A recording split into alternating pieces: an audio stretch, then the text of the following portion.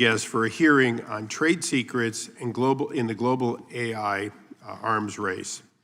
I now recognize myself for a short opening statement.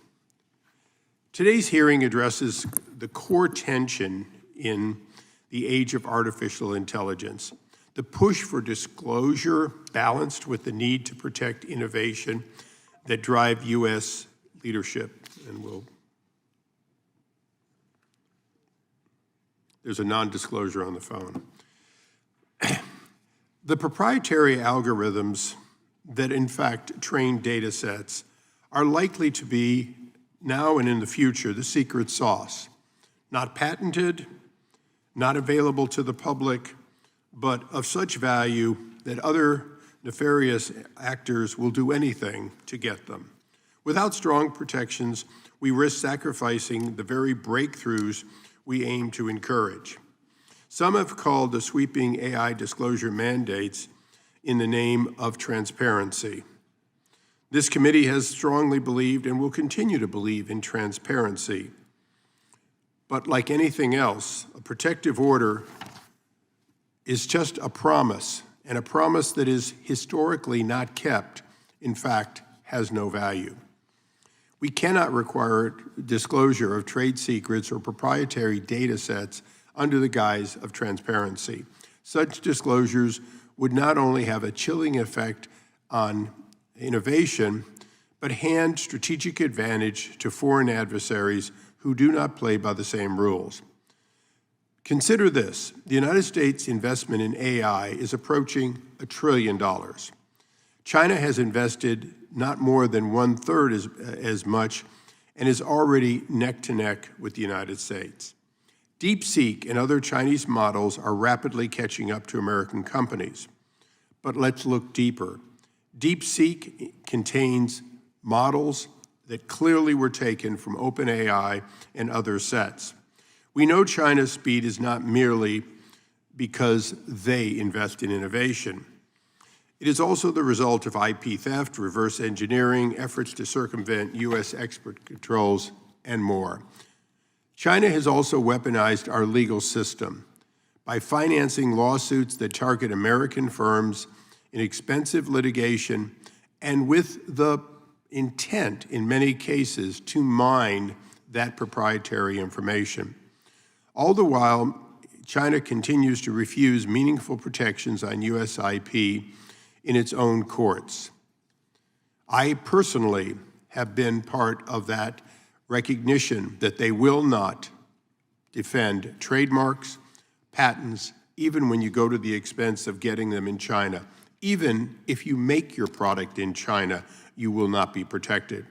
Lastly, American companies have a reverse situation, one in which we are working constantly, and this committee has worked tirelessly on a bipartisan basis to promote rocket dockets, to in fact get the speed of decision to the lowest cost and the quickest time. Well, in China, you can be assured if you're an American company asserting your rights, you will go into the never, never land of your case will come up someday. Efforts continue to include the need to prevent U.S. engineers with access to specific sensitive AI systems from sidestepping non-competes and NDAs by working for Chinese firms. Ensure the disclosure of regimes do not inadvertently reveal protection by mirroring EU-style regulations. And I might say here, a little off the record, EU, as we speak, is second-guessing their very disclosures. It has not escaped us that the AI Act of Europe, in fact, was a great step forward, and as we speak, many are pushing to take at least a small step backwards. And with that, I'm delighted to introduce my ranking member for his opening statement. Thank you, Mr. Chairman. 117 days ago, Chinese company DeepSeek launched its flagship model, DeepSeek R01. In the following days and weeks, American experts wrung their hands and shook their heads, many considering for the first time the possibility that we may be losing the so-called AI arms race. DeepSeek claims R01 was developed faster and cheaper than comparable U.S. models. Others argue DeepSeek, at a minimum, violated OpenAI's terms of service to obtain proprietary training data. Where everyone seems to agree is that AI startups should be innovating faster. I've heard colleagues suggest we should forget regulations, ignore IP laws, and just focus on clearing the way for AI companies. I agree everyone wins when we foster American AI startups, but I think it's a false choice to say we can succeed only if we do so irresponsibly. If you, if you walk around the Capitol today, you can see plants sprouting out of the soil, beginning to grow. What you'll notice if you look closely is some of those shoots growing in the shade look like they're growing faster than the others. As they race for just a little bit of sunlight, yes, they grow quickly, but ultimately they grow less hardy, more brittle, and prone to disease. AI innovation works the same way. As we seek ways to promote American AI startups, we should also work to ensure that businesses meet minimum standards for system cybersecurity. We should ask what types of transparency are necessary to protect other IP rights, and consider how to set standards while still protecting trade secrets. By encouraging companies to meet best practices and respect intellectual property rights, we will foster hardy competition that protects U.S. innovation from those who seek to undermine our success. The government of China has made no secret of its intent to steal American intellectual property, and there is bipartisan agreement that the United States should protect its innovations from those who seek to benefit from American ingenuity. There is also a right way and a wrong way to compete with our adversaries. While we don't always agree on this committee, we have had meaningful discussions on the right to protect American IP from the government of China, cybersecurity standards to keep our people and our institutions safe, and the threat landscape to AI innovation.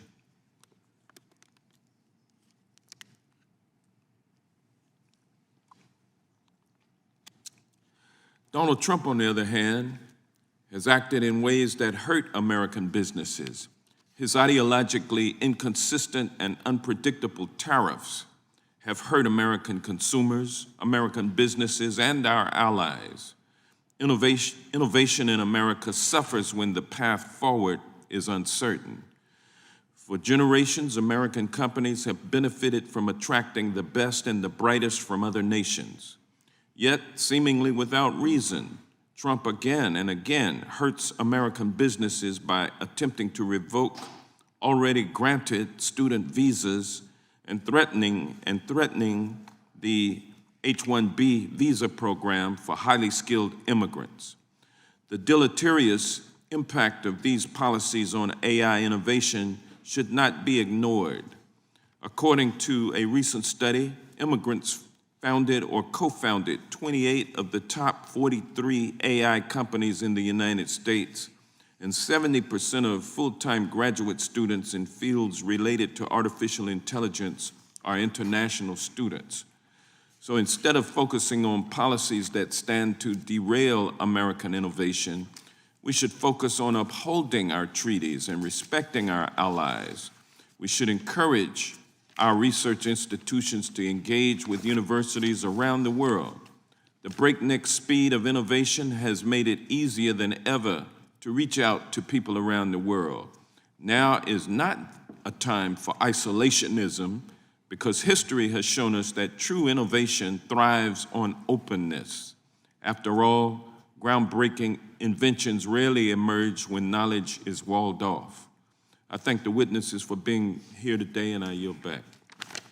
Gentleman yields back. We now recognize the ranking member of the full committee for his opening statement. Thank you very much, Mr. Chairman, and thanks to the witnesses for joining us. I'm happy to participate in a rare hearing on the important bipartisan work of this Committee. We don't agree on a lot these days, but the importance of the U.S. intellectual property regime to American innovation is indeed a value that we all share. But even with this agreement in Congress, the executive branch has injected terrible instability into our intellectual property regime. Innovation depends on stable and predictable rules that people can rely on to secure their inventions and property rights, manufacture their products, and attract investors and consumers to their businesses. But instead of fostering a stable atmosphere which allows people to innovate, the Trump administration has hampered creativity. Since he was inaugurated, Trump has revoked federal research grants to universities where scientists make significant new discoveries every year. He's tried to take over some universities. He's tried to cancel student visas. Last time he was president, of course, he increased the denial rate for highly skilled immigrants who work in engineering, computer programming, and at research labs in highly technical fields. Already in the first quarter of this year, Donald Trump's trade war against the world, except for Russia, has reduced the U.S. gross domestic product, it's raised prices on consumers, and it's encouraged businesses to hoard goods. Chaotic tariffs that change from day to day make it difficult for businesses to plan ahead and result in them taking fewer risks. Companies are then less likely to invest in ideas and innovators, or in turn less likely to strike out on their own. We may never know what inventions, life-saving cures, world-changing businesses are being sacrificed at the altar of Donald Trump's helter-skelter and lawless tariff agenda. We should also remember that inventors and creators aren't just big businesses.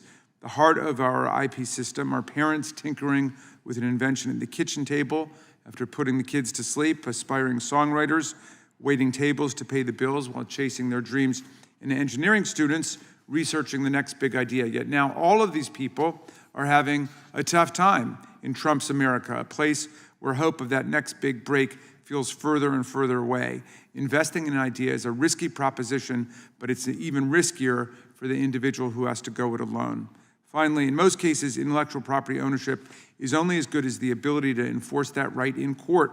Every rights holder should be worried as we watch the all-out assault on the judicial branch unfold. A judicial system that doesn't work for everyone eventually won't work for anyone, and that includes IP owners. Despite these threats, the U.S. IP system is still lauded around the world for its ability to spur innovation and creativity. That is in part because our founders chose to promote innovation by protecting the rights of individual creators.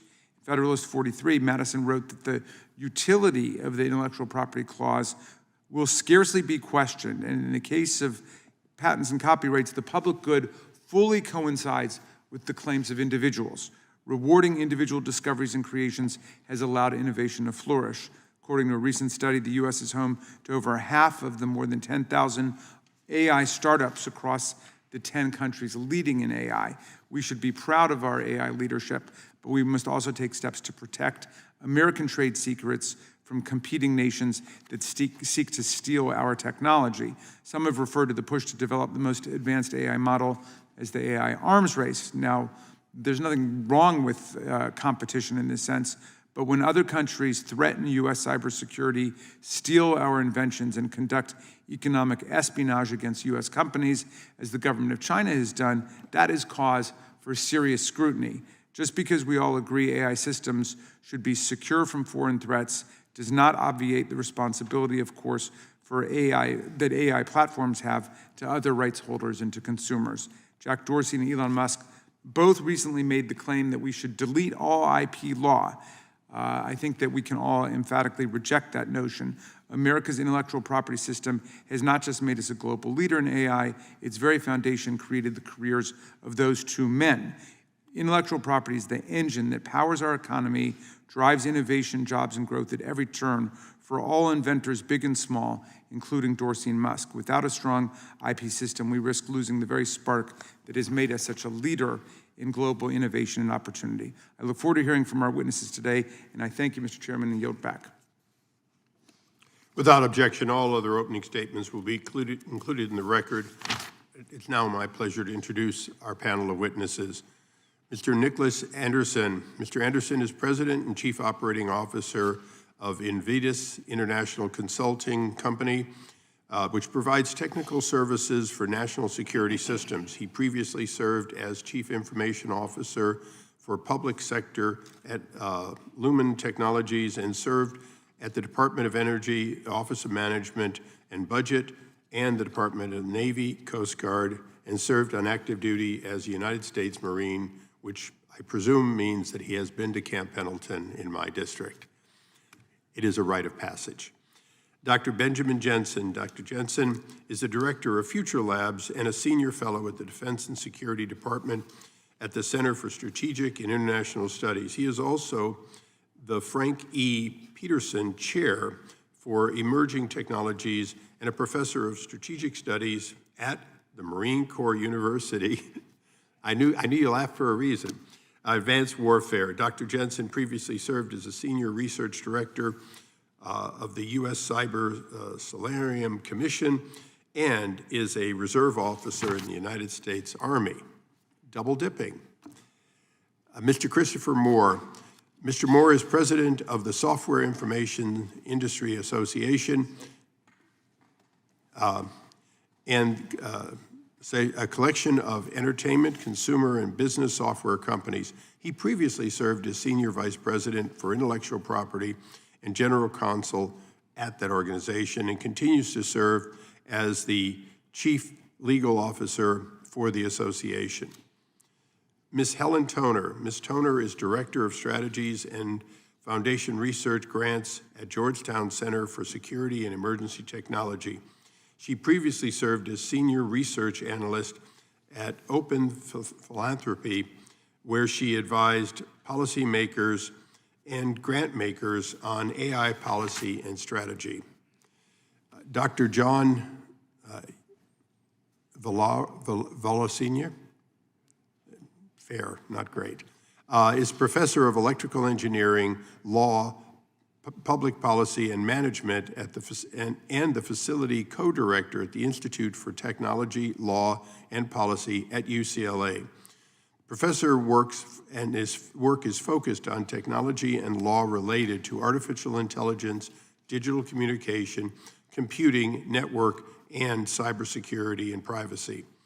We welcome our witnesses here today, and pursuant to the committee's rules, I would ask that you all rise to take the oath. And the right hand is always good to use. Do you solemnly swear or affirm, under penalty of perjury, that the testimony you will give will be true and correct to the best of your knowledge and information?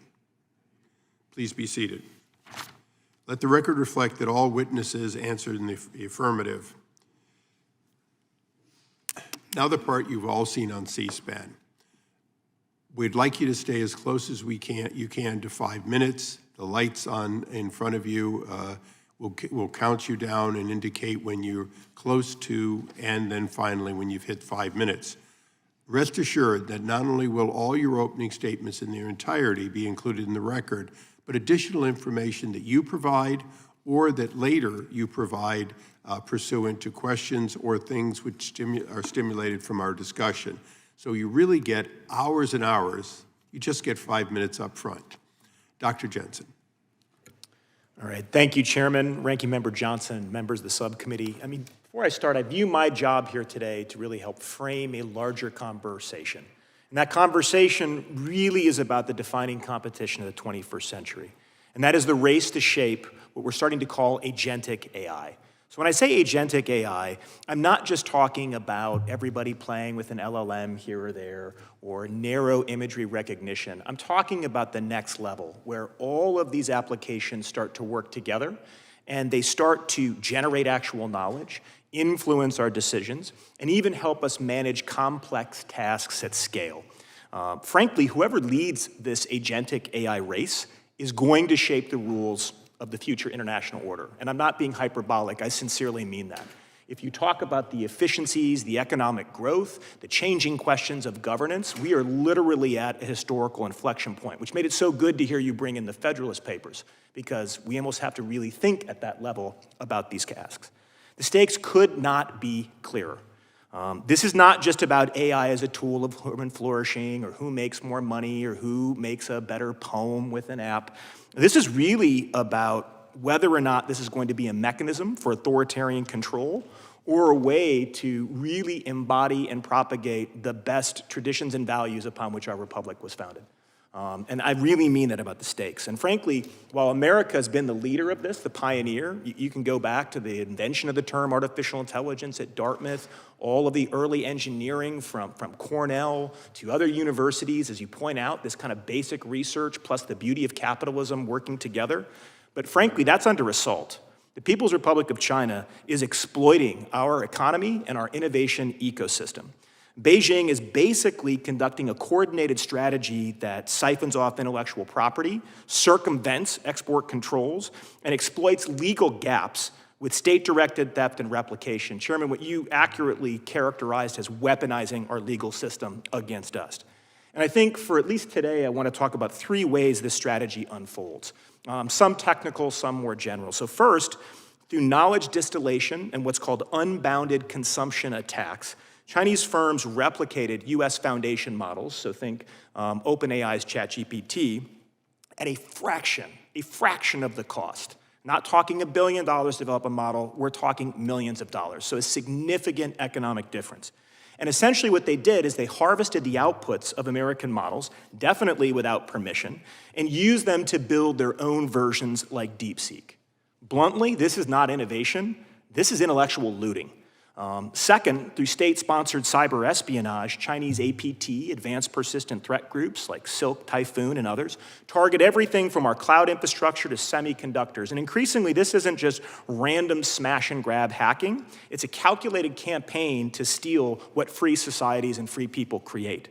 And third, despite export controls, China continues to access critical chips and software. Export controls have utterly been futile up to this point and really make us have to rethink, like, what is our defensive playbook and what is our offensive playbook? Through loopholes, third-party countries, and subsidies, they keep advancing while American firms face regulatory burdens and shrinking market access. In short, the current approach is not enough. Export controls and AI diffusion policy do more economic harm than good. And as you pointed out, Representative Johnson, we really have to protect those smaller innovators. So how are we going to balance that? So if the Chinese Communist Party and its network of little giants and firms with parties to state control are using this playbook of steal, copy, accelerate, what do? Well, first, America's never powerless. It's time that we act decisively and we preserve our AI leadership. And I think there's 3 things that we can discuss along those lines. First, we modernize intellectual property laws, and I think that we have amazing experts to talk to you about that. We need to address techniques like knowledge distillation and API abuse. And we need to basically coordinate globally so it's not just in US courts, it's other free society courts where we can bring this to bear. And we even start to imagine, I love that you brought up again Federalist 43, what would that look like written in 2025? And what would that look like if a legal scholar using an LLM wrote it as a basis for us to start this conversation about what are property laws? Second, we may need to start treating AI companies like critical infrastructure. Their products support national security, economic competitiveness, and global influence. And those designations means that you can work cross-jurisdiction with other subcommittees and other committees to start to think about tax credits and other incentives that get you what you were talking about. How do you defend their IP? And I'll close with saying, we go on the offense. Lawsuits alone will not deter coordinated state-backed theft campaigns, so we have to prioritize the type of intelligence collection that can be declassified and turned into legally admissible information that can be used to hold China accountable in multiple courts. And frankly, even consider the type of offensive cyber actions that makes them think twice about stealing from America. So in closing, this is way more than about company profits. It's about free societies and not authoritarian regimes assuming leadership of the coming AI century. And so I thank you for your time, and I welcome your questions in the comment period. Thank you. Dr. Ville-Sora, Sr. Chairman Issa, Ranking Member Johnson. Now the little button in front, when it turns red, it's a good sign. Chairman Issa, Ranking Member Johnson, Ranking Member Raskin, members of the subcommittee, thank you very much for the opportunity to testify here today. I should mention at the outset that I'm testifying in my own individual capacity, and I'm not representing any organization. America is the clear global leader in AI, a technology that is foundational to our continued economic prosperity and national security. The competitive differentiation that is so instrumental to the success of the U.S. AI industry is vulnerable in several ways. First, precisely because American AI companies are so innovative and market-leading, they are ripe targets for trade secret theft. Secondly, policy discussions regarding AI regulation here in the United States often give insufficient consideration to the potential collateral damage to trade secret rights. Given the enormous attention to generative AI products such as ChatGPT, it's important to keep in mind that AI is much more than generative AI. The recent advances in other areas of AI are equally impressive. For instance, AI is revolutionizing drug discovery. AI is also at the core of algorithms that enable autonomous vehicles to navigate complex city streets. Collaborations between humans and AI is promising to bring improvements to medical image interpretation. AI can extend the human capacity to create new inventions and will revolutionize logistics, weather forecasting, and many other fields. And AI is critical to ensuring strong national defense. Overly expansive transparency rules would undermine AI leadership. Exhibit A for that would be, for example, the now revoked executive order issued in October 2023, which would have required some AI companies to file with the government information about the physical and cybersecurity measures used to protect their model weights. Clearly, if the government were to maintain databases like that, those databases would become essentially a target list for cyber espionage. Armed with the information hacked from those databases, and those databases would get hacked, then state-sponsored actors could more easily enter the systems of leading AI companies. There are novel trade secret issues arising from the adaptive nature and complexity of AI systems. Because AI systems learn from their environment, they can operate in ways that can be elusive even to their designers. This creates some really important and interesting questions. First, can creators of AI systems have trade secret rights in algorithms they do not understand?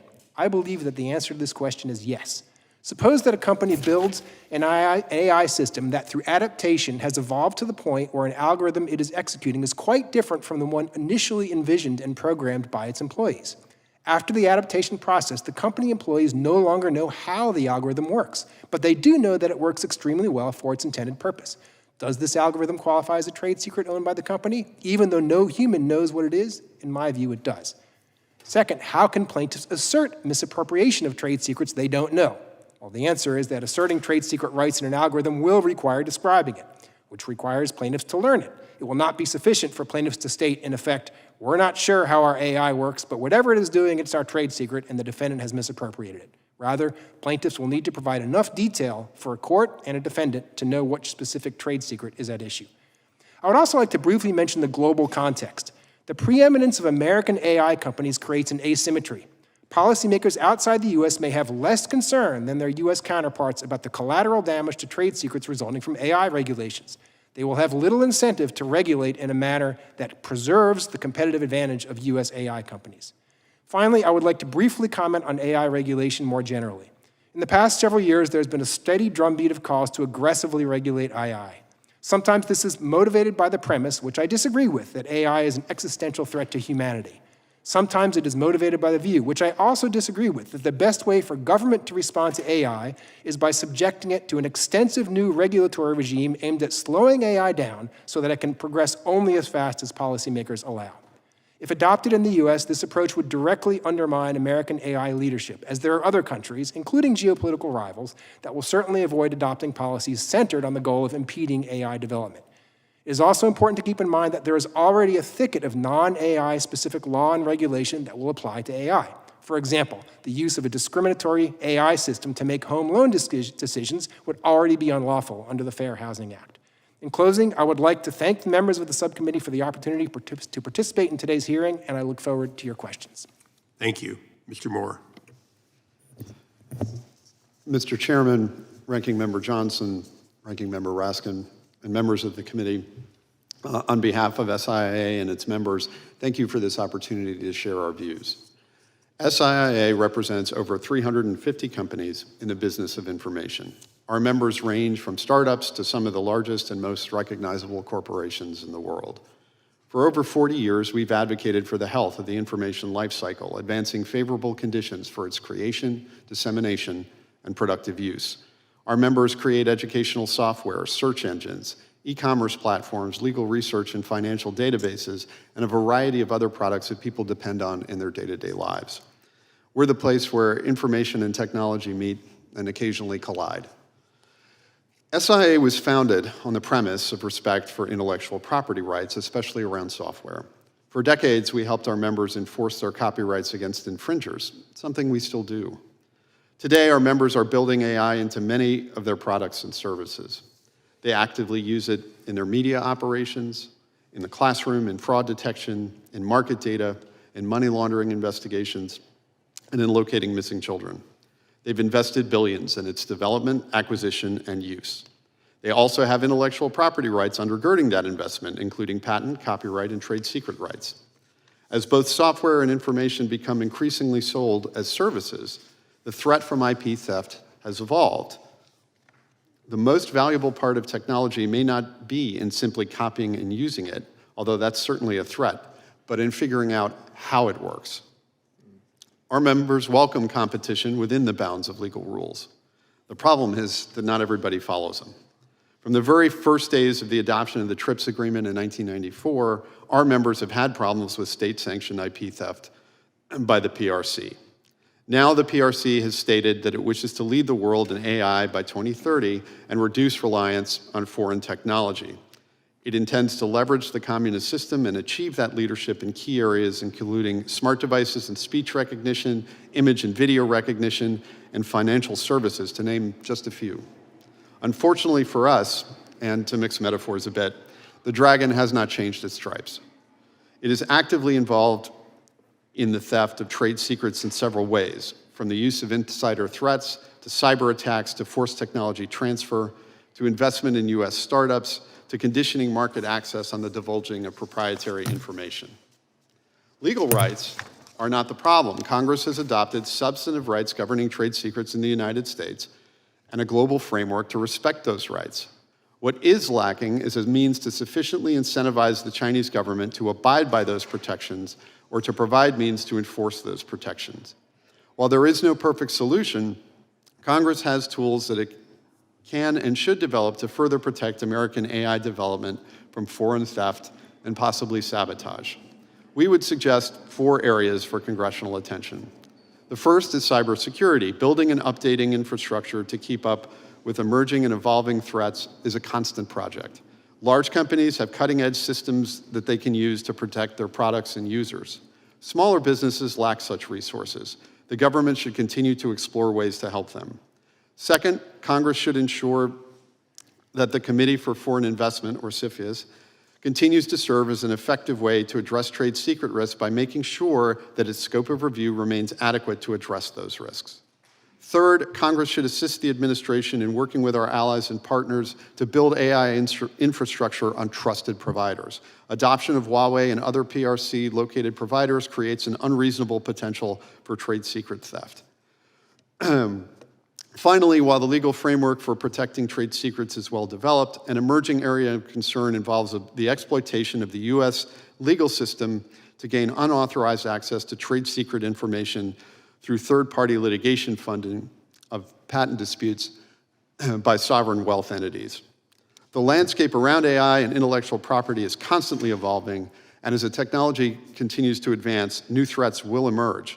That pattern is unlikely to stop anytime soon, and we commend the subcommittee for continuing to monitor these issues and engage industry. Thank you for your consideration of our views, and I'm happy to answer any questions. Thank you. Ms. Toner. Chair Issa, Ranking Member Johnson, Ranking Member Raskin, and members of the subcommittee, thank you for the opportunity to testify. My name is Helen Toner, and I'm part of the founding team at CSET, the Center for Security and Emerging Technology at Georgetown, where for the past 6 years I've focused on AI and national security, US-China competition over AI, and AI safety and security issues more broadly. It's a cliche that AI is hard to govern because the technology is moving so fast. But there's one important thing about AI that is actually quite predictable. It's only getting more capable, more powerful, and more strategically critical. This is especially true of what gets called frontier AI systems, which are the focus of my testimony. Frontier AI is a term for the most cutting-edge general-purpose AI systems, like Google's Gemini 2.5, OpenAI's O3, or Anthropic's Claude 3.7. The companies at the AI frontier are actively working to build so-called artificial general intelligence, or AGI, which roughly means AI that is as smart as a human. or even to build superintelligence, which is AI far more capable than a human. The CEOs of these companies claim that they'll get this far within the next 2 to 5 years. And this is not just marketing hype, many top researchers agree. Even if 2 to 5 years is overly optimistic, the possibility that major tech companies could build human-level AI anytime in the foreseeable future should galvanize us to take action now. What action? If we agree that AI's strategic importance is already high and will only grow from here, I want to note 2 vital national security interests that follow from that. First, for the topic of this hearing, the US government has a critical national security interest in protecting the trade secrets and IP of leading US AI companies. Second, there's also a critical national security interest in understanding and monitoring the development of frontier AI as it moves towards AGI and even superintelligence. The most important point I want to make today is that these 2 critical priorities, security and transparency, do not need to be in tension with one another. We can pursue both in parallel. My written testimony lays out the kinds of trade secrets that are most important to protect, primarily AI models themselves, as well as the algorithmic secrets used to create them, and datasets and hardware-related IP as well. I also lay out the areas where we most need transparency. These are things like testing for capabilities and risks of new systems, the goals that AI models are trained to pursue, safety and security risk management practices within the frontier companies, data on their internal use of AI, and whistleblower protections for their employees. Notice that there's not much overlap between the things we most need to keep secure and the things that we most need to bring into the sunlight. Where overlap does exist, we have options. Information can be shared with governments via secure channels, or it could also be shared only with third-party independent auditors who work under NDA inside companies' own facilities. I would make the following 5 recommendations to this subcommittee and to Congress. First, fund and expand security collaborations between the US government and frontier AI companies. There are several small-scale voluntary programs that have recently been started, including threat intelligence sharing with the intelligence community and voluntary testing for capabilities that are relevant to national security. These initiatives are highly valuable and should be strengthened and expanded. Second, on transparency, you can use existing authorities or create new ones to increase visibility into the most advanced AI systems being built by frontier companies.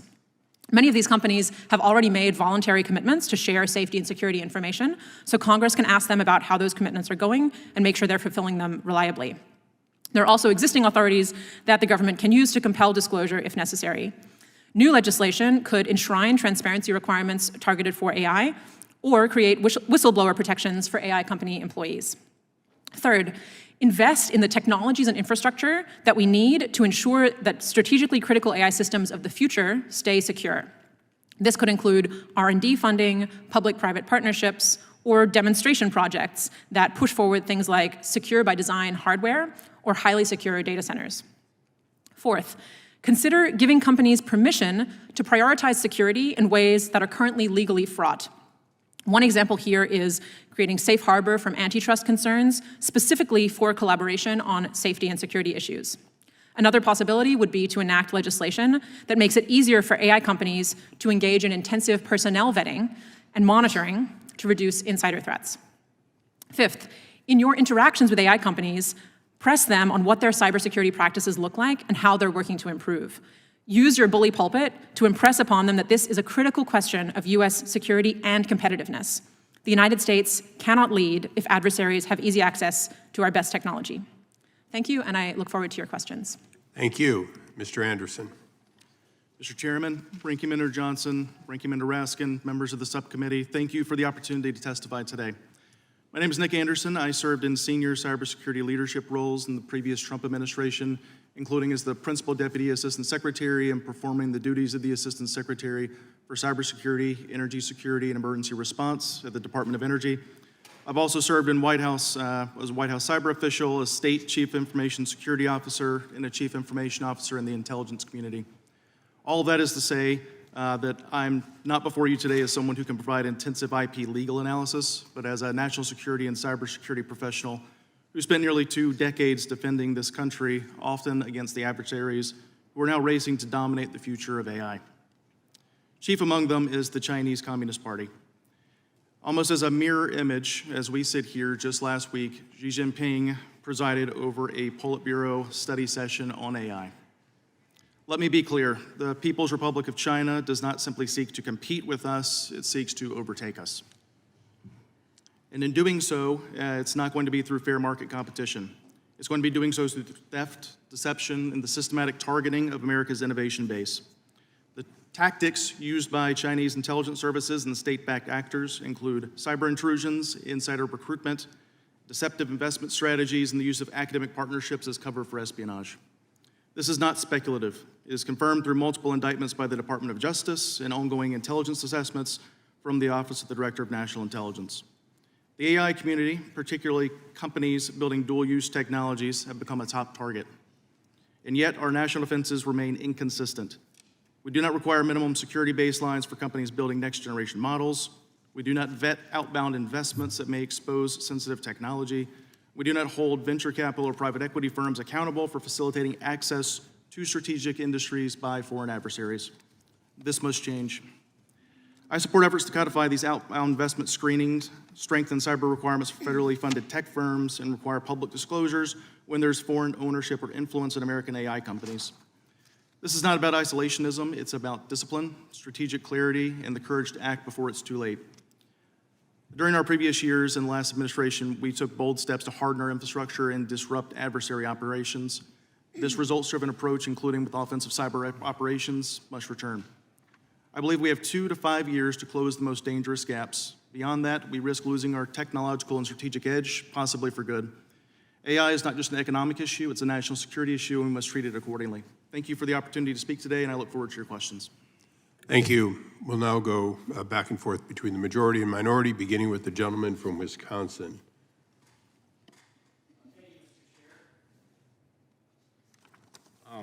Mr. Anderson, AA infrastructure is not currently treated or identified as critical infrastructure for cybersecurity purposes.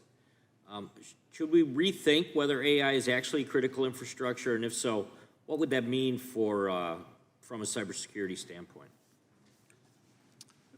Thank you for your question. The short answer is yes. The longer answer is we have lots of technologies that when we previously considered critical infrastructure designation, things like cloud computing and artificial intelligence companies, that were previously not considered to be critical infrastructure. Doing so today would give us an opportunity to examine minimum cybersecurity requirements, would bring them into the fold for larger strategic planning, and lash them up with communities like DHS's CISA, the Cybersecurity and the Cybersecurity and Infrastructure Security Agency, to be able to engage in information sharing operations. These types of things, I think, would help to underpin greater security in these critical infrastructure industries. Very good, thank you. Mr. Moore, stakeholders have raised concerns about difficulties in protecting trade secrets during litigation. What is the standard process for protecting trade secrets in court cases specifically? Well, typically what happens is that there is a protective order. And in other words, when the defense, the accused party has a right to defend themselves, and they have a right to know, okay, what are they being accused of stealing? And so if it is a trade secret and it leaks out, for example, on a court docket, then the secrecy is gone and it's no longer valuable. So what the judge will do is balance a number of factors and typically write an order that restricts access to the trade secret and makes sure that the information doesn't leak out into the public domain. Right, so if the risk of trade secret leakage increases as the use of third-party litigation funding continues, especially to like a patent case or other technology, what would be kind of the scope of the requirements in and around that? How do you protect yourself? Well, the scope is really left to the discretion of the trial judge. But from our point of view, the more information the trial judge has, the better an order that the judge is going to be able to write. So, for example, suppose you knew that one of the parties, let's take this, it's a third-party litigation-funded lawsuit. It is a party that is funded by the Chinese government. And if you're the judge and you're crafting a protective order in that case, you would write you probably write a much more severe one than if you thought it was just a couple of local dry cleaners fighting over a formula. That protective order might look very, very different. You might have, for example, personal liability for the attorneys, which has a way of focusing the mind if any of the information were to leak out. And there's a number of things the judge can put protocols into in terms of how the information is used, how it's stored, under what circumstances, and who can see it, and how that access is logged, among other things. Very good, thank you. Dr. Villasenar, why is trade secret protection important to AI development compared to just any other type of IP protection? I guess specifically, like many of us have heard testimony this morning, between the U.S. and China as well. Why is that? Why is it important? Well, trade secrets are important across the spectrum of industries, but they are absolutely critical to AI because even in the case of, you might have heard these systems that are described as open systems, these open AI systems, they are still enormous amounts of trade secrets that go into that. In other words, if somebody releases the model weights, for example, as open, they wouldn't necessarily release how they trained those model weights and what the training data was used. And so, and they're not going to often release the source code. And so there's an enormous amount of trade secrets in AI, just like there is in other areas as well. But with AI, it's particularly complex just because the sheer size and magnitude of these systems is so large that there's just more opportunity to build, an incredible amount of trade secrets. So I think without trade secrets, we do not have the ability to maintain our AI leadership. That's what the investment is going into, and that's what the companies are being valued for. And I'm guessing because China is so secretive in that the way they view this, that it makes it even more difficult when it comes to specifically seeing exactly what they're up to. Is that correct? Well, I think the open system that we have here, where companies make their own choices about what to reveal and what to keep secret, is incredibly powerful, and the proof is in the pudding. And we are unquestionably the country with the leading AI ecosystem, and I don't think that's an accident. Thank you, Chair. I yield back. Thank the gentleman. We now recognize the ranking member of the subcommittee, the gentleman from Georgia, for his questioning. Thank you, Mr. Chairman. Ms. Toner, the prospect of ceding American technological leadership to China is often used as an argument against implementing regulations of any kind on AI. Do you agree with that approach? No, I do not believe that we should say that the need to beat China necessarily means that we cannot regulate AI ourselves, for several reasons.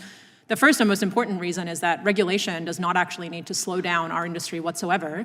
Well-designed regulation can actually even support industry. So AI is an industry where there are huge problems with consumer trust right now. There's been some data showing that products that list that they involve AI will actually be trusted less by consumers because consumers are used to experiencing these hallucinations and reliability issues that we have with AI. So I think there are ways in which, if you can use regulation to build consumer trust by making them know that they're going to be interacting with high-quality products, and likewise know that they're going to have recourse if something goes wrong, know that they are not just out there on their own, that actually can be very industry boosting. So that would be the primary reason that I think this is not a good argument. I think people making this argument that we can't regulate because we might then lose to China, also tend to neglect the pretty hefty regulations that China is enacting on its own AI ecosystem, and also I think sometimes overestimate the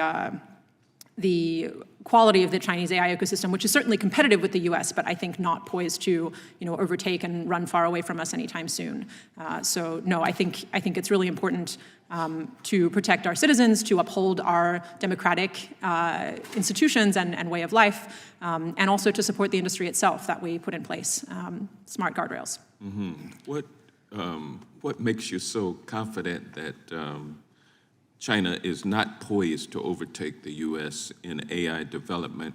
And what are some of the ways that regulations can hurt the pace of innovation in America, AI innovation in America?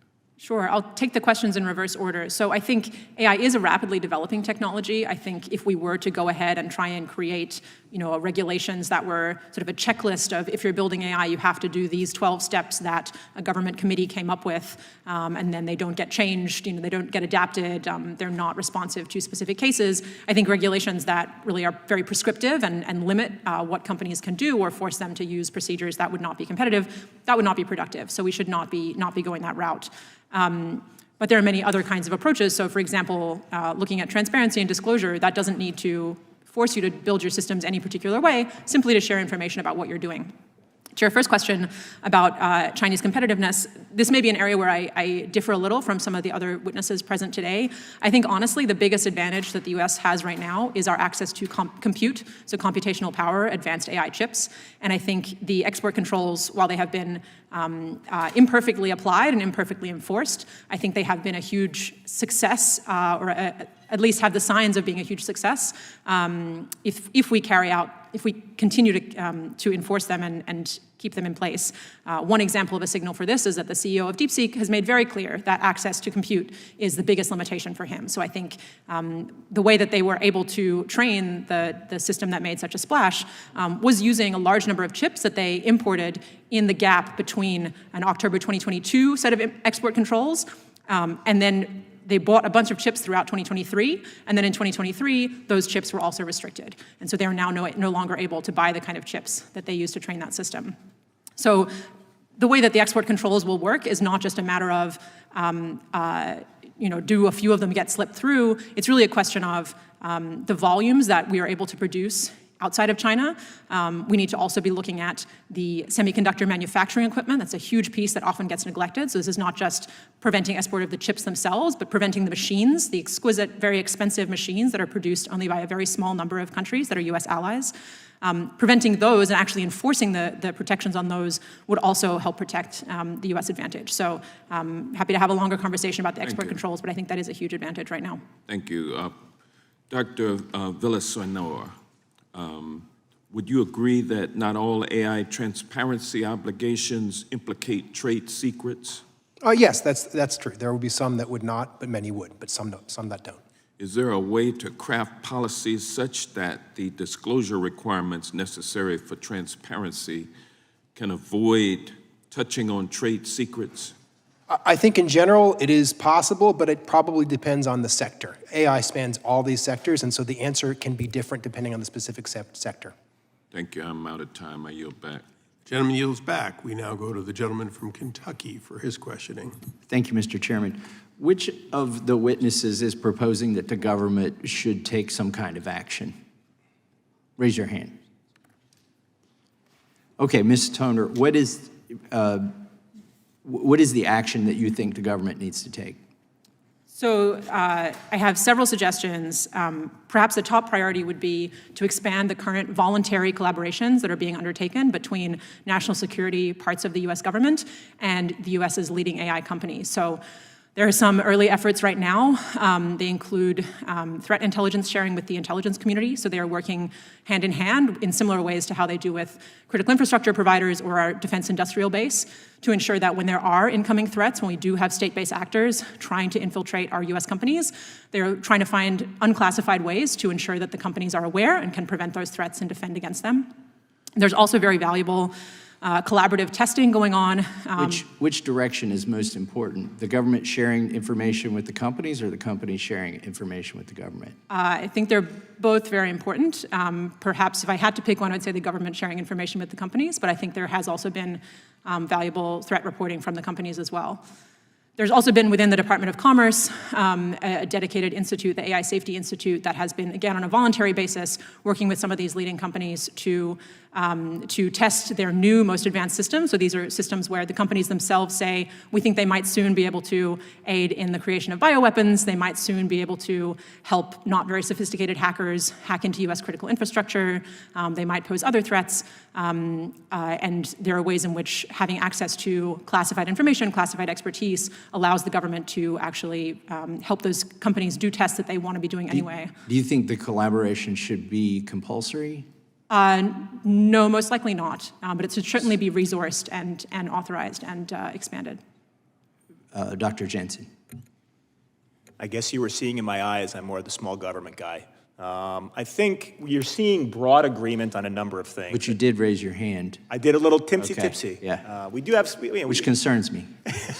Just kidding. We'll settle it over bourbon. I'm interested in your answer. Yeah, so I would say this. You have broad agreement about the need to provide cybersecurity. Now, whether that's an incentive from the government and then there's some minimum viable standard that industry is held to, or whether there's more of a government can reach in and monitor everything from the employees to the company to push someone, what becomes like voluntary sharing becomes voluntold sharing. And so I would tend to think we agree on quite a bit here, but let's talk about that split difference, because showing our differences is important for you all as a committee. And I would say I tend to think that smaller, less government is what's important, because that's what's actually allowed these companies to grow, these companies to thrive. Now, we have to balance that against that you have a large, predatory communist state that is directly targeting them. So there's a question of what is the federal government's national security obligation to protect U.S. persons and companies versus not overreaching with regulation to have them spending the marginal dollar to hire attorneys or to invest in some system that they're not spending in the lab trying to develop a new edge to the frontier model or some new component. So that is a really hard balance to strike, so I don't envy your job, but I'm glad you're all going to do it, because it means the basic protections that even the Federalist Papers were talking about. It means thinking about what does it look like to declassify sensitive intelligence information where we document this so that it's admissible in our courts or in courts in other free societies. So I think what you're seeing is we broadly agree on the need to help companies help themselves with cybersecurity.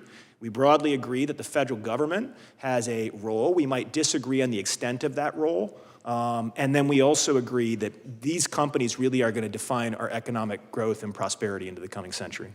I have another question, and probably Dr. Villaseñor, you might be the one to answer this. Are AI companies looking to use trade secrets because patents aren't necessarily conducive to protecting their intellectual property? It's a great question. There's a subset of innovations that could be protected either as trade secrets or patents, but trade secrets have a far broader scope. They can protect far more. There are plenty of things that are protectable by trade secrets.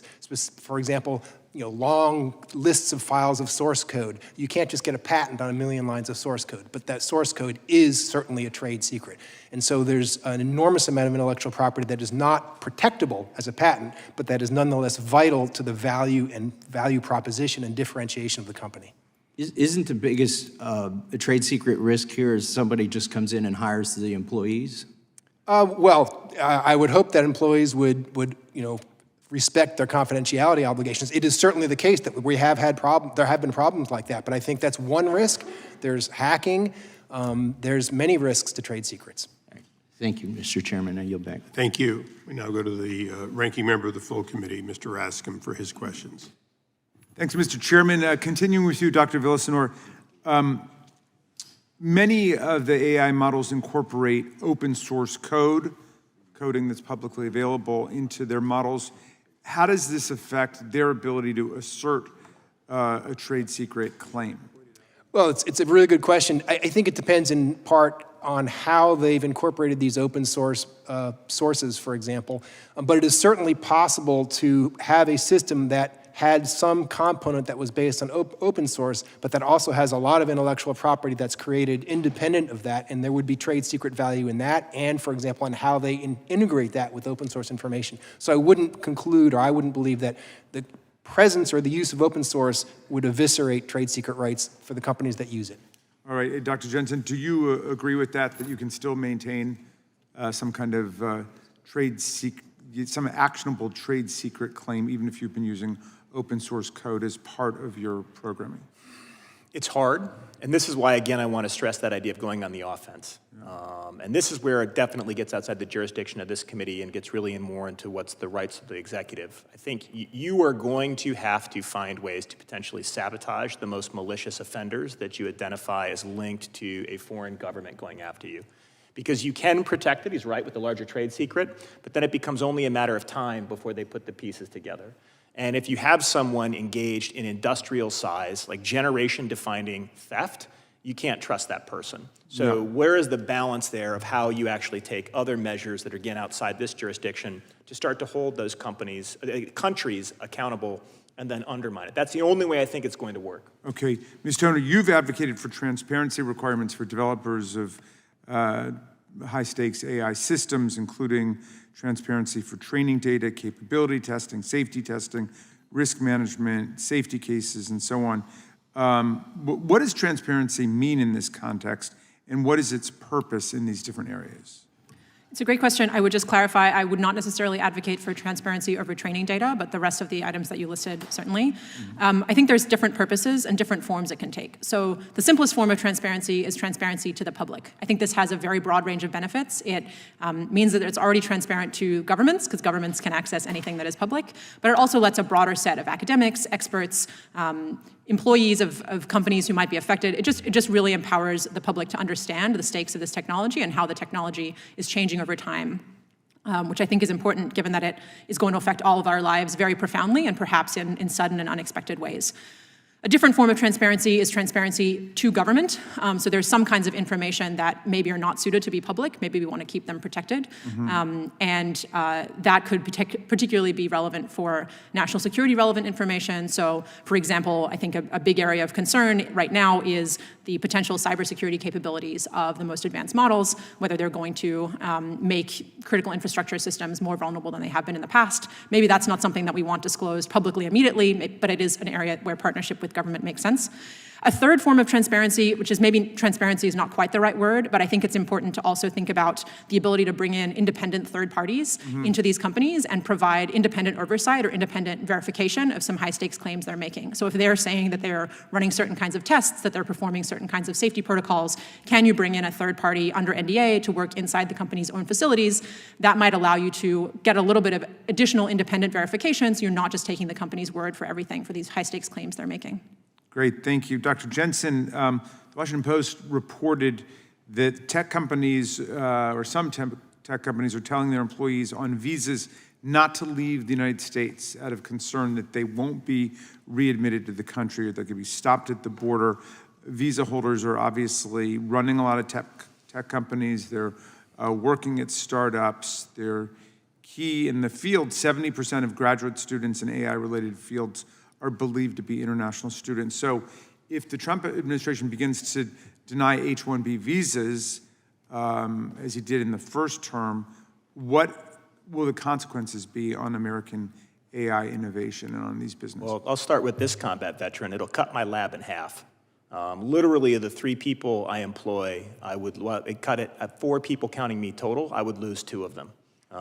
And I think I'm a microcosm compared to the size and scale of how this could ripple through the American ecosystem. That doesn't mean that we don't have the right, and the executive doesn't have the right to determine how best we, seal our borders and determine, very complex immigration questions.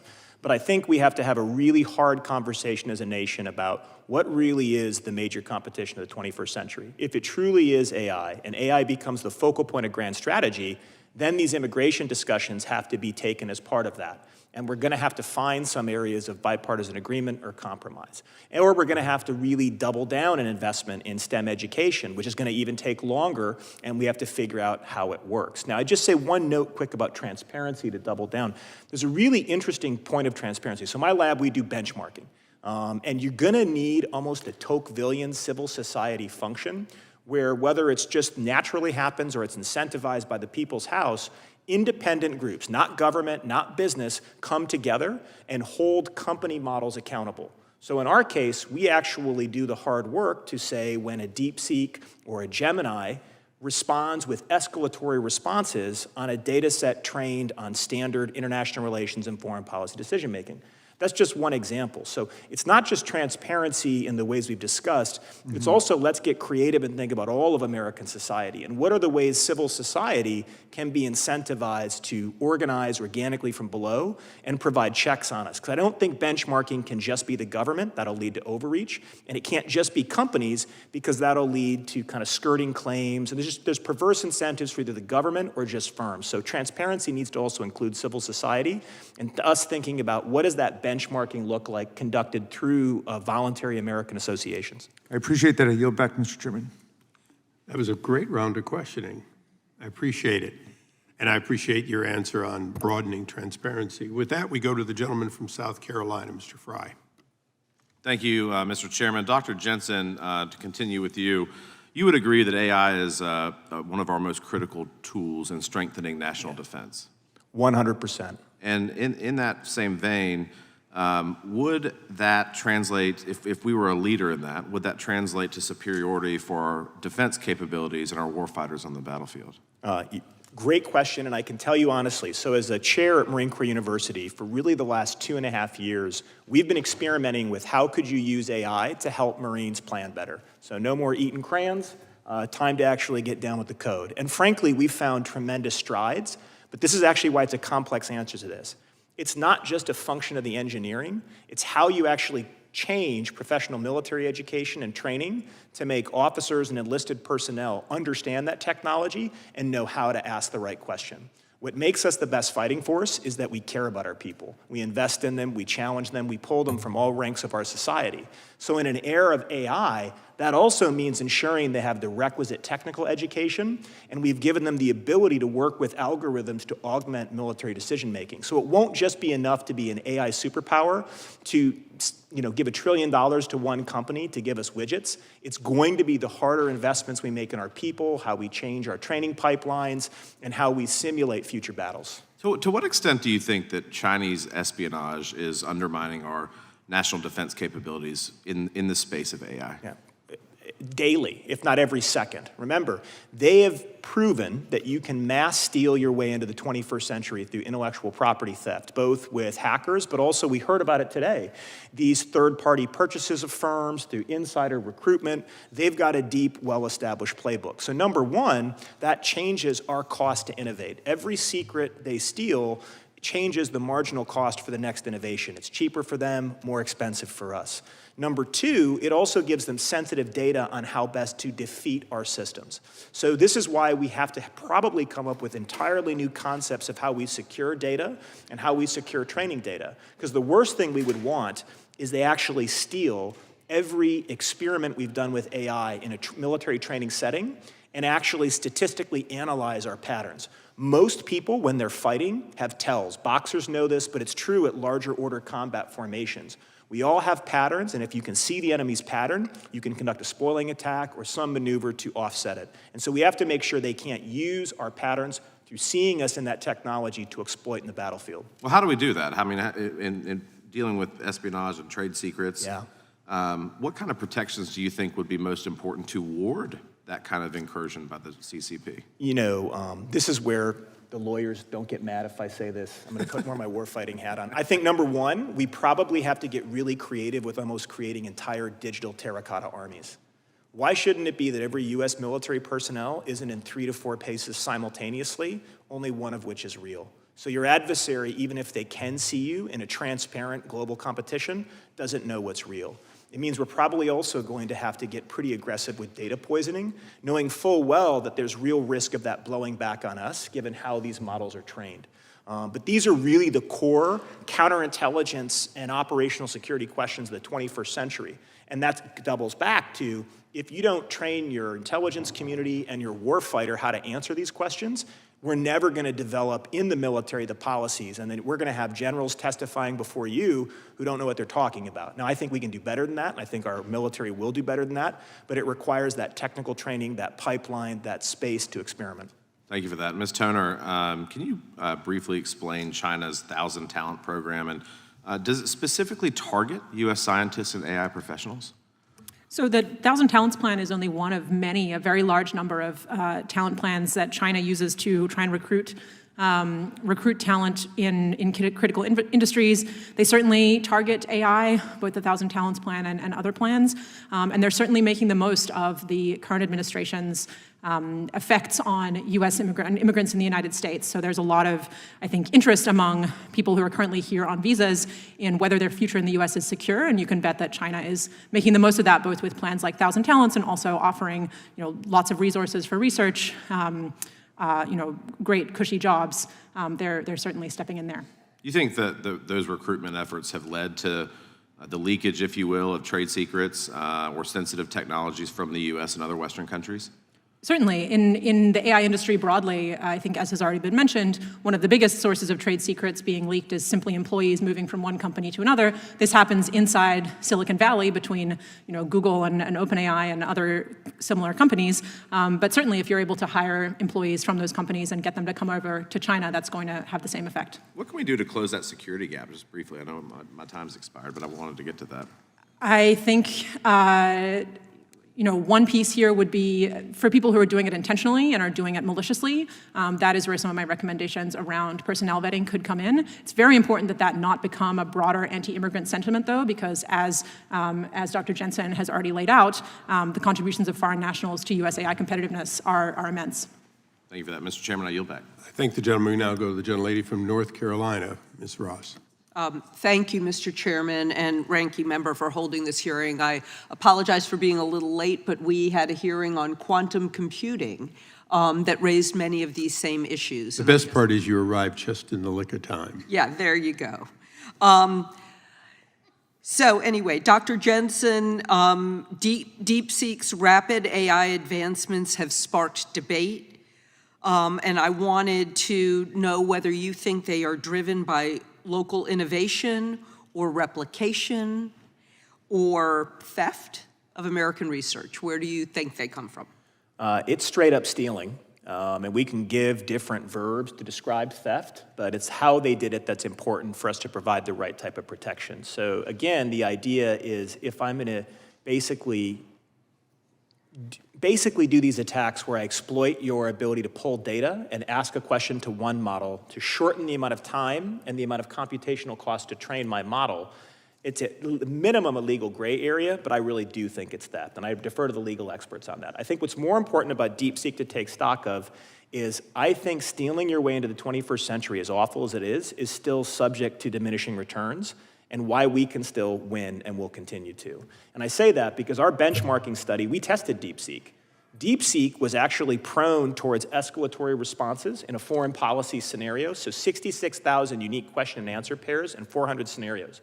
And even worse, it was horribly biased against the US and the UK.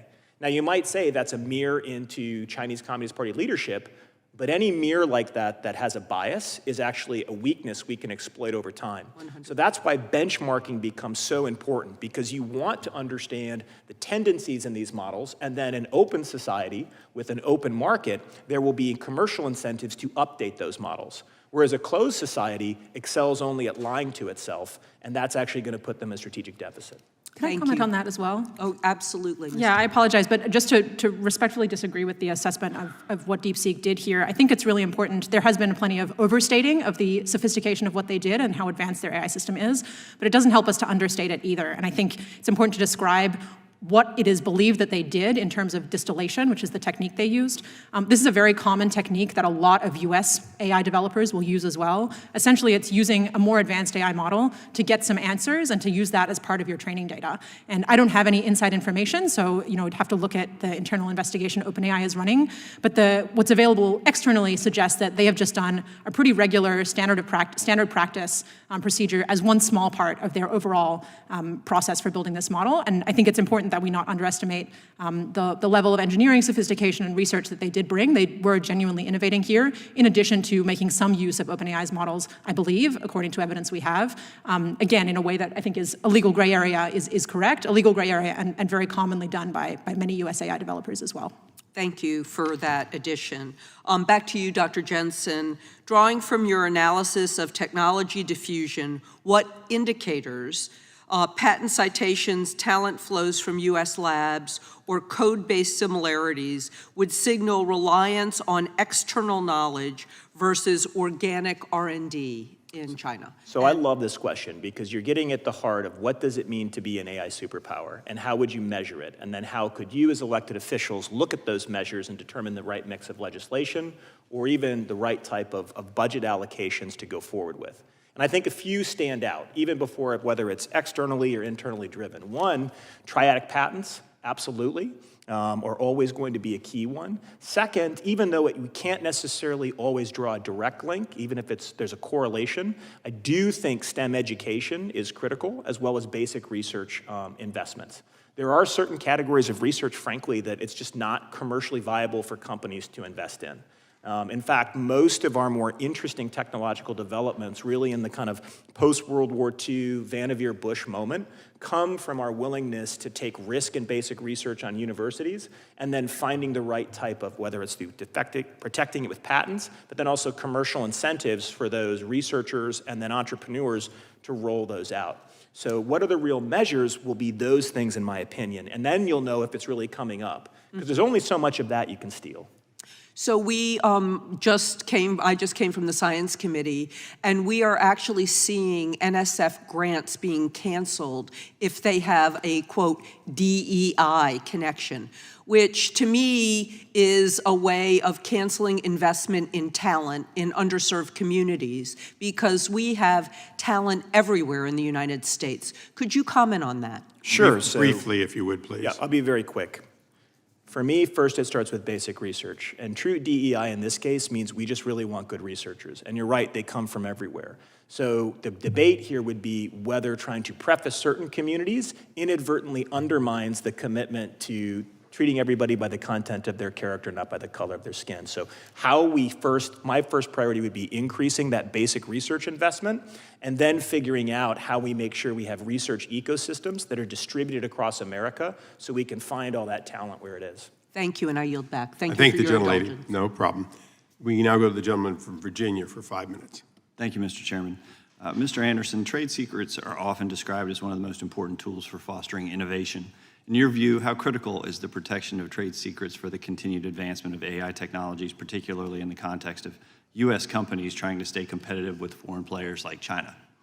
I believe it's exceedingly critical. Being able to safeguard, the secret sauce, if you will, of how we're going about our business is exceedingly important. And I'm as anti-regulation as I probably can be. But when I left home and deployed to Iraq and left the wire to go out on patrol, I didn't look at having to put on a flak jacket and Kevlar and be condition one with my rifle as an overly burdensome regulation. I looked at it as a recognition of the operating environment that I was in, and I think engaging in both good cybersecurity practices and being able to protect trade secrets is exceedingly important to maintaining our edge. Given China's rapid advancement in AI, what steps should the U.S. take to protect its AI innovations from theft or exploitation by foreign adversaries, especially considering the open AI ecosystem that may facilitate such activities? So I think first and foremost, it's engaging in good cybersecurity hygiene. I brought this up very briefly regard to the earlier question about critical infrastructure. Our technology companies, whether it's AI company or cloud computing companies or some of the more generic developers in the market, are critical infrastructure. And moreover, the information that they're producing today is critical to both our economic success and our national security. So good basic cybersecurity hygiene, whether it's looking at CMMC and what we're doing with the defense industrial base or how it would apply within this industry segment, personnel screening and vetting, and again, outbound investment screening, make sure we're not unwittingly or wittingly investing in a way that's going to harm U.S. national security interests is critically important. As Congress considers AI transparency legislation, how do we strike the right balance between disclosing enough to ensure AI systems are safe and understandable without undermining the incentives for American companies to keep innovating? So I think that's exceedingly tough to do, to balance the require for disclosure versus again keeping sort of your secrets in house. In my mind, you have to develop sort of red line thresholds of what information is important and what information needs to be disclosed. In particular, focused on those critical technology security areas that we've identified as high risk. So, in my mind, it's about bounding things in that appropriate way, not necessarily asking for full disclosure and full openness in a way that would degrade competitiveness within the environment. Are there lessons that you've learned from your experience in cybersecurity risk management that could inform disclosure frameworks that would be created for AI systems without compromising proprietary data? Well, I think if you look at legislation that's existed for the past decade, things like CISA 2015, which has allowed for private industry to be able to share more openly with the government and participate in threat intelligence information sharing. I think that's a good model. Now that's up for renewal this year. Would you make any adjustments or changes? Or? I think there's always opportunities for improvement, but I would certainly support its reauthorization. Just to be completely honest, just because I don't want to have one more opportunity for a company's general counsel to whine to me about liability protection issues. It's anything we can do to continue to encourage the private sector to share information, I think is fantastic. Any other panelists want to comment on the reauthorization of CISA 15 that's coming up this year? Okay. Anybody? All right. Mr. Moore, from the software industry's perspective, what trade secret protections are most critical to ensuring that American AI companies can continue to innovate without fearing intellectual property theft, especially by state-backed actors? Thank you for the question. There are several areas where the trade secret doctrine can apply. It can apply to the algorithm itself, and Professor Villasenor raised a really interesting point, for example, about how if, for example, one of these algorithms were found not to be covered by the trade secret doctrine because nobody understands it. It's basically a black box, but it's something that was kept secret and kept for commercial advantage. That would be a legislative gap. That would be a problem.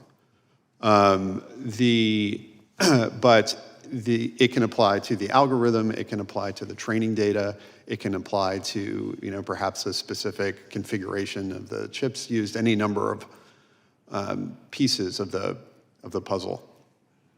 Thank you. I yield back. Thank the gentleman. Mr. Anderson, if I can briefly just ask one question. You noted you're going over the wire, through the wire, and wearing your armor. Isn't it true that not everyone wears the same amount of armor, and that in some cases, if you wear every piece that they manufacture, you won't be able to move sufficiently fast to accomplish the mission? Yes, sir. I think that's absolutely true. I couldn't say just because I'm going into a potential armed engagement, in Fallujah, that somebody who's a police officer here in D.C. should be walking around with the same amount of body armor. There's still a potential for a threat engagement there, but the operating environments are different, and the requirements need to be tailored to what specifically is going to be useful both for the operating conditions and the risk. I thank the gentleman. The gentlelady from California is recognized for 5 minutes. Thank you, Mr. Chair, and I want to thank the ranking member. This has been a really interesting discussion, but for me, it remains abstract if we're also not talking about the available human capital and the talent investment that is needed. I have a young person getting ready to go to college. I've been talking to college students. I've actually been talking to a lot of engineers in this space who are worried about their prospects for employment and also their ability to stay here and to contribute to building our edge in AI. Mr. Chair, I would like to submit for the record a January 14, 2025 White House AI Talent Report. Without objection, so ordered. It warns that international researchers may increasingly choose to work in countries like Canada or the UK due to visa uncertainty, and we know that nearly 50% of non-citizen AI PhDs face immigration challenges, and many are unsure if they will even remain here. So, Mrs. Toner, if we continue to make it harder for top talent to stay, what are the strategic risks to U.S. innovation and our ability to protect those innovations through trade secrets?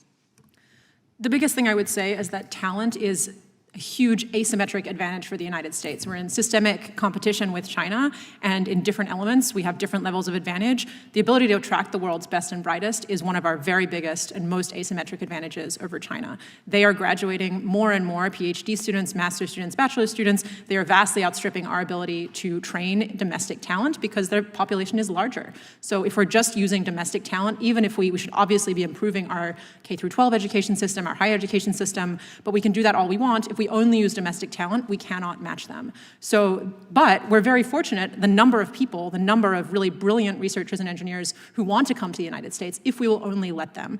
So I would say, and we look at the way that affects the US AI ecosystem, 2/3 of the top AI startups had an immigrant founder. More than half of the AI talent at the PhD level in the United States is foreign-born. This is a big part of our ecosystem. We should treasure it. We should value it. We should let those people come and let them stay. Thank you so much.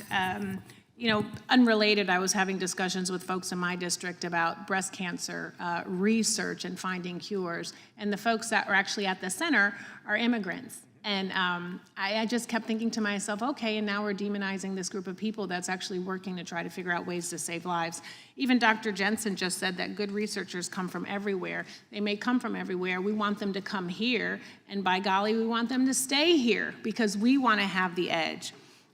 We cannot protect our edge in AI and cybersecurity actually without investing in the people and the institutions that are building the edge. And I'm talking about colleges and universities that are feeling like they are under attack. The faculty, the curriculum, the prospective students, and the students that are there right now.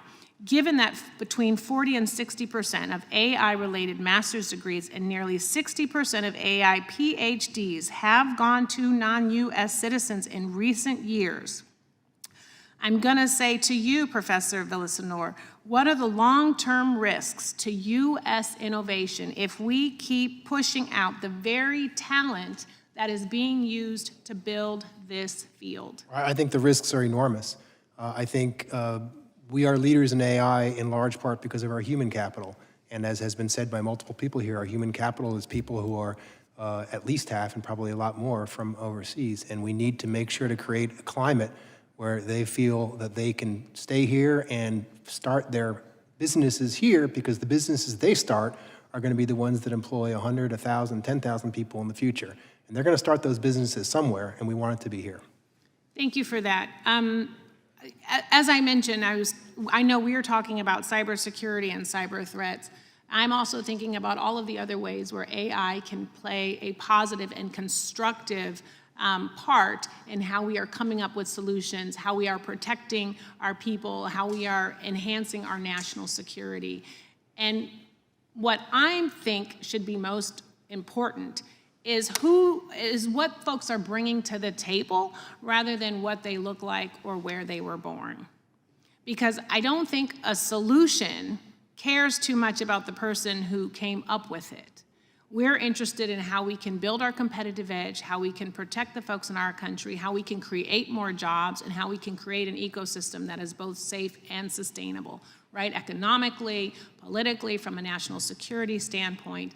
And I'm just saying this because I'm talking to all of the young people who are graduating, who want to play a role in how we are finding solutions for all of these issues, and they are scared. And we don't want folks to be scared. We want folks to feel hopeful and engaged and like they're able to work with their country on addressing some of these solutions. And with that, Mr. Chair, I yield back. I thank the gentlelady, and I would only opine that you may be making a case for us to bring back up the H-1B reform so that we are, in fact, recruiting and retaining the best and the brightest, as you noted. And with that, we will not go to that, gentleman. I guess it boils down to me now. I'll recognize myself for a series of questions. One of the questions I have is, I'll follow up on the recruit and retain. It was opined by people on both sides of the dais that we may be losing good people under current policy. For all of you, isn't one of the loopholes in our system that the massive amount of people who are training on AI, getting their degrees in AI, they go back to China? Isn't that effectively, Ms. Toner, you people at your university, you include Chinese exchange students who will train on AI, will be advanced by looking at what we're doing, and then they will, whether they want to remain or not, be forced to return to China. Isn't that a practical reality today? So in fact, this is a great question, an important question, and it's one that colleagues of mine at CSET at Georgetown have done great work on. And actually, if you look at the numbers specifically in AI and specifically for Chinese immigrants, and you look at what percentage of those researchers are staying over 5 years, over 10 years, the numbers are north of 85%. So there's actually a very, very large fraction who do stay in the country. Yeah, but under the current law, yes, they're circumventing their original presence in order to do it. They're marrying an American, they're applying for this visa or that visa. Yes, many people who come here who are the best and the brightest remain, but they don't come under a status that guarantees the remain. They take undergraduate degree, and then a graduate degree, and then a work program, then another graduate degree. We all know that there are ways to stay here for a long period of time, and 8 years is a blink in the back and forth in university. The question, though, is how many people come here and have a reasonable expectation that they can remain here permanently and thus make the plans that might lead to loyalty? It'd be a different question. I have 2 service members here. Are you both current reservists? You're not. You are. Were you an officer, Mr. Anderson? You're enlisted. So I'm going to make one assumption. Dr. Jensen, you currently hold at least a secret security clearance, don't you? That's true, Chairman. Okay. How many other people here hold security clearances today? Okay. For your security clearances, was there a background check? Yes, and now we're also subject to what's called continuous monitoring and evaluation. And as a result, one of the questions in that background is, are you susceptible to, in fact, being leveraged by a foreign power? And isn't one of the greatest foreign power leverages the having family in a foreign nation, and particularly a hostile one? So isn't one of the questions that has not, the genie that we have to let out of the bottle is, one of our challenges by definition is, whether you said you had 2 out of the 4, but if they are from China and their family is in China, they are subject to potentially being leveraged through their family. And if they're from China and for the 6, 8, 10, 12 years, every day of their lives, they are potentially susceptible to being taken back to China, they are less likely to be reliable from a standpoint of keeping secret secret. Ms. Toner, wouldn't you even agree with that?